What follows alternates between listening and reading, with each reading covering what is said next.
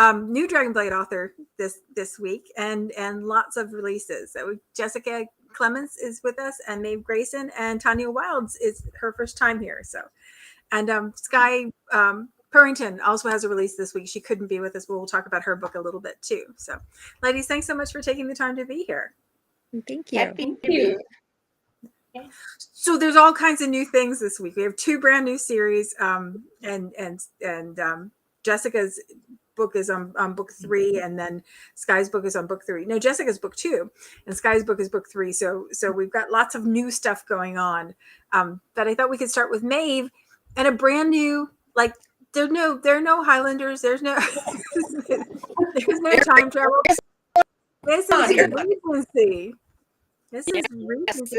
Steal a Duke and the Sisterhood. Yeah.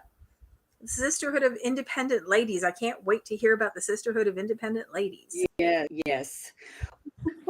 This series is based, back then, if, let's say, the woman is married to a rich duke and he dies, they have a son, unless her marriage contract or something made allowances for her, then she had to depend on the goodwill and kindness of others, or on finding other rich get along. So where Hood comes from is these 3 friends. They all came out in the same London season. They all made fantastic to dukes, and they did their duty, okay, and made promising marriages, but died before child was born. Accidents, or one husband is a spy, but anyway, but they're pregnant, and so they're praying that they have a son. Have a son, then all the entailments will stay in the son's name. They won't lose the status of society. They all have daughters. They decide not giving up everything just because the laws are unfair. And so that is the premise of this series. In the book, just Stu, Celia and her have been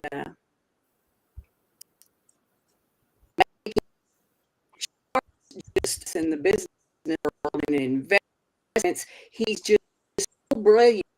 Every other man like him and tries to cause his business schemes and his investments, because the man is absolutely well. The man is sealed. Fantastic. Woman possibly be that intelligent.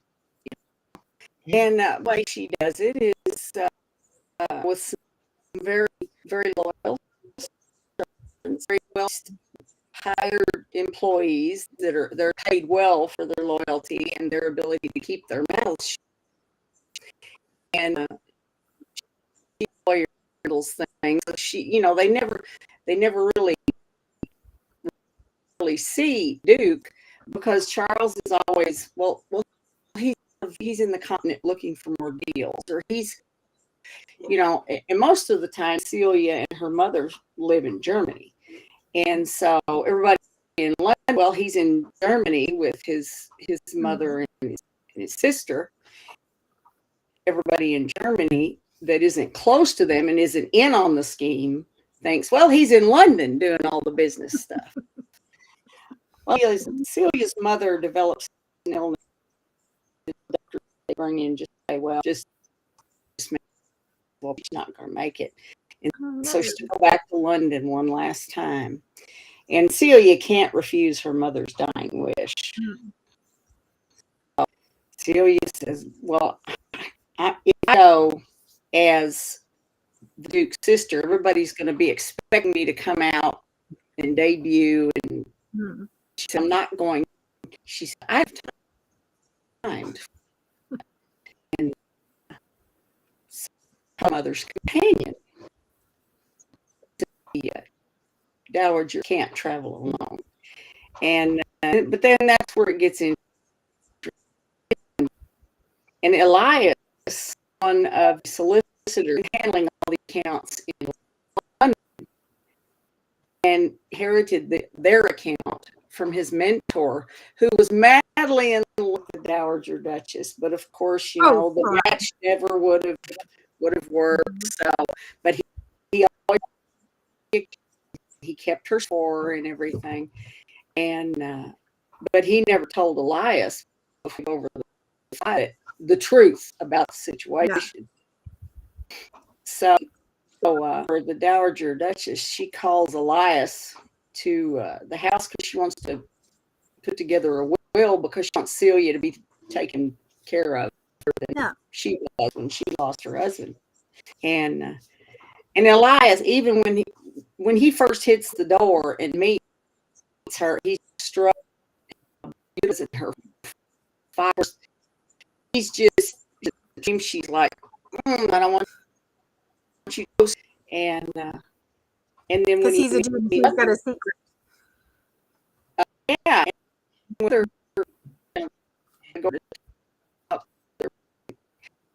you two share a remarkable resemblance, related, and of course, Celia is pretty much, name your mentor's dead because they're with him, and that's how it starts. Bye. Needless to say, they each other because Celia, the ladies, protects their titles, their entailments, and all of that. It very late, and it almost become prison for daughters. So Celia, and more attention he pays to her, he's not. I can't remember what it was. It goes, and then there's a little surprise drama, and where it has to say Elias, the second son of a duke, so he's not worried about the marriage of convenience or anything. His big brother Monty, who's the duke now, is quite a card, and he comes in and helps things along too, because Monty has no interest whatsoever in getting married, but he doesn't mind Elias, getting fixed up. But that's all I'm gonna say about it. Oh, well, that's all. But there's a happy ending. There is a happy ending, and I'm having fun writing this series, and I've had to really do my research to make sure I get more graces and his graces and the Lord and all of that stuff. So I have learned a lot. My Regency author, because everything was so strict politically and readily, because the least little thing, and who would go into the getting. I was wondering how you liked writing Regency compared to. I am enjoying it, and boy, have we come on. And the old saying is, it used to keep us in the kitchen. Well, it was pretty much like that Regency time. The women were the breeders. Mm-hmm. And having your whole worth attached to the gender of the child you gave birth to is exactly, and even since stories was where the women were to get along, to survive as heirs, and so some kids would inherit everything. Yeah, I remember in Bridgerton when when they did the bit with their mother giving birth, and they went to her son to ask what should happen. It's like, how is that? And it's just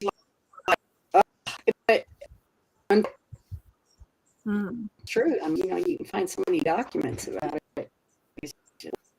Yeah.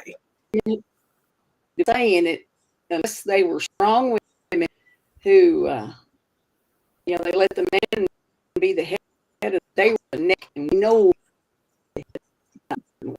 About the neck. that. Oh, well, I'm glad you're having fun writing it. I'm glad we have so many more of them to go, and I'm really looking forward to having a chance to read this one. So, the next book that we have come out this week is Jessica's book, and it's an Honorable Viscount, and it's book 2 in the Valor and Honor series. Jessica, can you tell us a little bit about your book? It's, like you said, it's book 2, so a lot of the same characters, same murder mystery going on. Oh, fun. Yoan's family from the first book were assassinated by this mysterious spy network. And so this is book 2, and it starts off at Waterloo. The main character is a wounded soldier, a wounded hero, and nearly had his leg amputated there at Waterloo. And that's the prologue, is his harrowing journey through the battlefield. But he meets up with a Irish lady that he had known once upon a time and didn't recognize her until her name came up. And she was the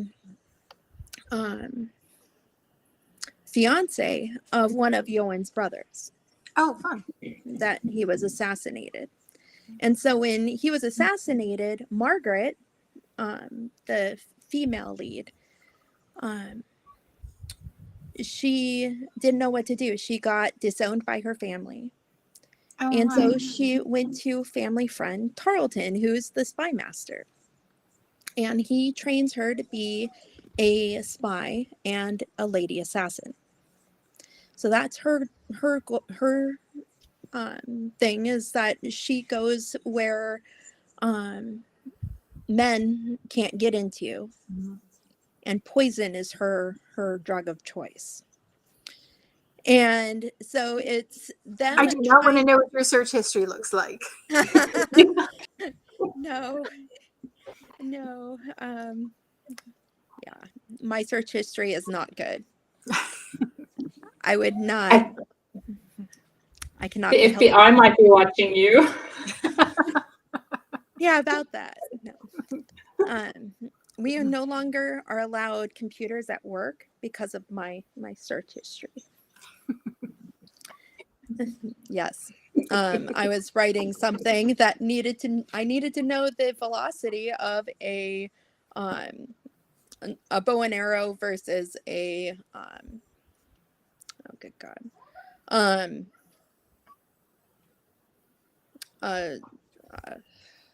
Anyway, Crossbow, yes. And so all of a sudden there's crossbows and arrows and compared to a pistol or a revolver. And so work doesn't do that anymore. Yeah, they would want to know what you were up to. Yes. And when I explain I'm an author, I'm not out to kill anybody for real. Fictionally, yes. Always. A lot of anger. And that's the way I get out my anger, is I put somebody in there and I It's not an unhealthy way to deal with anger. It is. It's actually very therapeutic. It's better than the alternative. But so they find out who actually did the assassination of Yoan's family. Mm-hmm. And there's a big battle scene where a bunch of Highlanders are at a castle and they're cool fighting for their lives, and bagpipes are used as a security alarm. Mm-hmm. So depending on the tune that's played depends on where the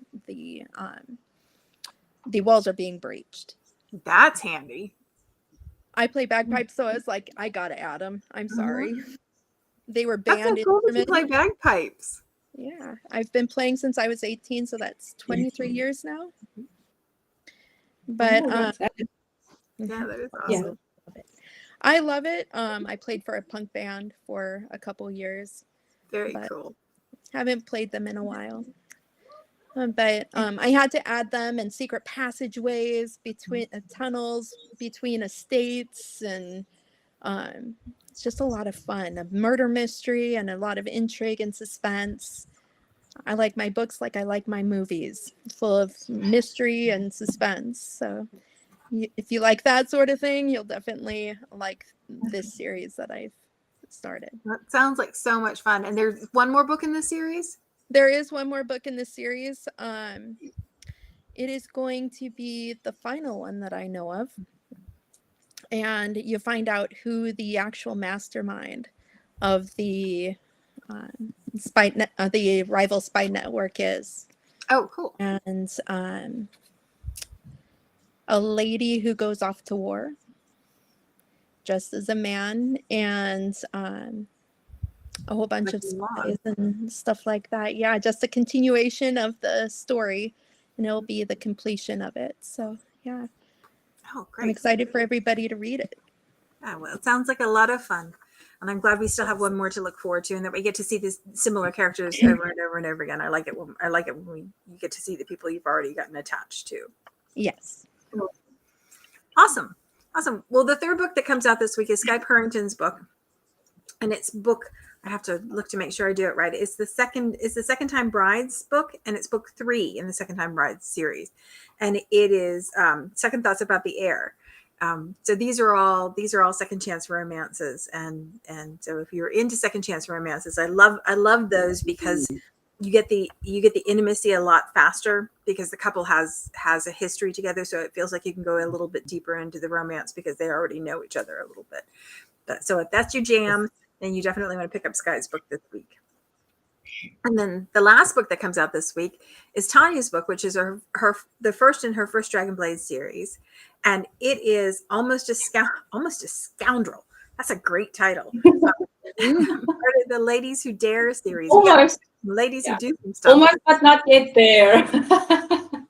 So this series is about 6 heiresses that kind of found themselves in a situation of being on a list that was drawn up by one of the hero's mothers because he is destitute. But they take it a next level, his friends, and they go ahead and just write down to help him. Men can be men sometimes,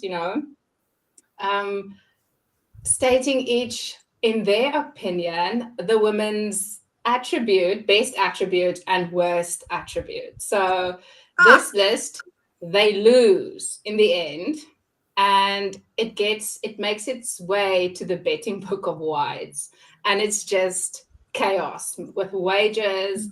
And the series really explores the consequences of that and what the women do when they find out, and they push back against this. Thank goodness. That means pushing back against.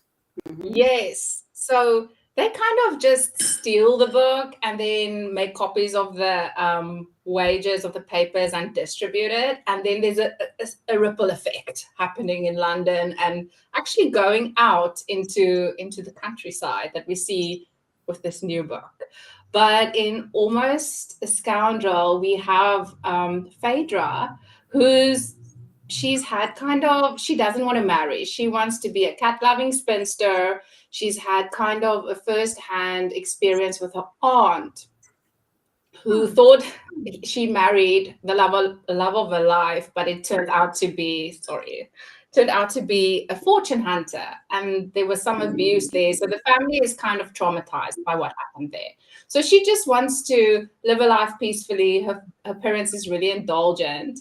And then we have the Earl next door, a mysterious man, but also who had a hand in this list.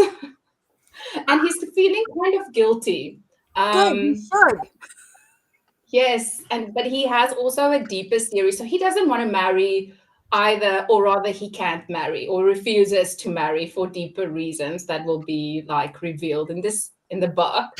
But they kind of he's feeling guilty. And when she wakes up to her worst nightmare, a drawing room full of fortune hunters, he kind of comes in and swoops out of guilt, kind of removes her and rescues her, whatever. They climb through the window. And that's when she kind of asks him, like, just help me out. Let's enter, of course, fake courtship. And he's like, okay. But I'm not going to marry you if this goes south. So you need to kind of just deal with your parents and everyone else. But she doesn't want to marry either. So this is kind of exploring. And when she's finds out some of his secrets, he realizes, because she's not judging him, that maybe there can be like a future for him. He's longing for affection, but yeah, she still doesn't want to marry. And there's the secret that he was part of that list and the cause of all her misfortune at the moment. So yes, it's kind of fun exploring the consequences. And there's one lady that's, as a consequence, she's being married off. This is the next book. And one of the brothers that was also like complicit in this list, his sister was in this list. So that was also nice to kind of just explore and write that story. Yes. Awesome. So I just like fun. Yeah. Chaos, mayhem, with looming catastrophe in the background. I have in the book I'm writing now, I'm not sure, I shouldn't speak about it, but now there are women, like women inns popping up, only women are allowed. So yeah. How will the hero enter that inn, I wonder? Well, there's a lot to love about looming catastrophe moving the plot forward. So Yes. So I've been enjoying this, and I hope the readers enjoy it as well. Oh, I'm sure I aim to entertain. I'm sure they will. And do we get all 6 of the heiresses in this one? Yeah. In this book I'm writing, catching a glimpse. Some of them you'll catch a glimpse. In each book, they all stand alone. You don't have to follow the series. Oh, awesome. But yeah, each heiress will heiress. I always like. I was practicing the word heiress, like heiress. Each one gets their story. Yeah. I have to gear myself up anytime we have a Marquess or a Marquess. I have to do it 3 or 4 times before. How do you start? Which I don't know. I don't know. Anna St. Clair and I go back and forth about it every time we talk about it. I think it's Marquess, but I'm not sure. It might be Mark. Because my next book is to steal a Marquess or Marquess, whichever. We're going to have to figure it out before we get to that point, Maeve. So. Exactly. Yeah. Awesome. Well, there's so many good books to look forward to this week, and I love that they're all so different. I was wondering if you guys wanted to talk a little bit about because we talked about Sky's books being a second chance romance series. If you wanted to talk a little bit about your favorite tropes, either to read or to write, whichever you feel more drawn to. Is there something in particular that calls to you? I can answer. That's really like enemies to lovers is my go-to. Yeah. And in the book I'm writing now, I just let it all go. Like, this is extreme, like the extremest enemies to lovers I've ever written. Like, even I'm doubting if these characters can get together in the end, because but they're so much fun. Mm-hmm. Yeah. And I always think, like, I love it when you have an enemies to lovers and the hero still sees the heroine and does those little things that let you know that he really sees who she is. So even though he's like not at all romantic, not romantically interested, I'm not, but she needs this thing and he can do this thing. So he does those little simple things. And then you're like, oh, he sees her for who I love those. That's great. What about you, Maeve? What's your favorite? I don't know. I've been reading wolf shifter romances lately. Yeah? Yeah, so and it's kind of like the alpha stuff like that. Mm-hmm. Because when I'm not studying Regency romances and reading them, I'm in that even enemies to lover, everything's at stake. Yeah, and you have a Beauty and the Beast. Mm-hmm. Yeah. And Yeah, I love that Beauty and the Beast idea that nobody puts baby in the corner and she's the one who tames him kind of thing, you know. I think That's right. Oh, who's that? That's my second. Beauty and the Beast and Enemies to Lovers. Yeah, that almost magical, you know, the transformative power of love that takes on a, you know, a bigger meaning. What about you, Jessica? Is there something in particular you like to read or write? I like spies. Yeah. Big James Bond fan. So for me, it's Oh all yeah. spies and mystery. My mom's really into mystery cop shows and stuff, and I've always been interested in stuff like that too. I just put it in a history, Yeah. rather than current day. Though I did write a contemporary thriller a couple years ago, and I finally published it. But that's what my go-to is, because there's so much you can do with spies and war, and in this case, a female character going off to war and doing her duty that she feels like she needs to do. In this book, the female character is actually the older, so 5 years old. Oh, cool. So you have that. So I kind of like to mix. Yeah. But with the female being the older, age gap, romance. But I like to revolve around a little bit, not just in one particular. I don't really consider anything tropes. I just like storylines. So I don't know exactly what to ever put in tropes, but I like to just bounce back and forth. My first one was an Enemies to Lovers. This one is age gap. Just anything that has a good story. Yeah. So do you get your stories first or do you get the characters first? In these ones, the characters came first, but there's others where just the storyline comes first. It just depends on the muse, I guess. Yeah. What about you, Tanya? Do you get your stories first or your characters first? I usually get the characters first, kind of an idea of who they are. Usually the heroines, but I did have a book where I got a scene first, and I needed to add this scene. Yeah, so I based this whole book around this scene, only to realize, okay, this scene needs to be at the end, not at the beginning. But that's where I kind of use the scene to kind of map out the book. But it's usually characters. Yeah, I like dialogue. Dialogue will pop in my head, like a snippet of dialogue, and I'll write it down, and it will just go from there. Right to it. Yes. Awesome. What about you, Maeve? Definitely the characters first, and flip and see a picture, think, wow, and then the story starts taking on a life of its own.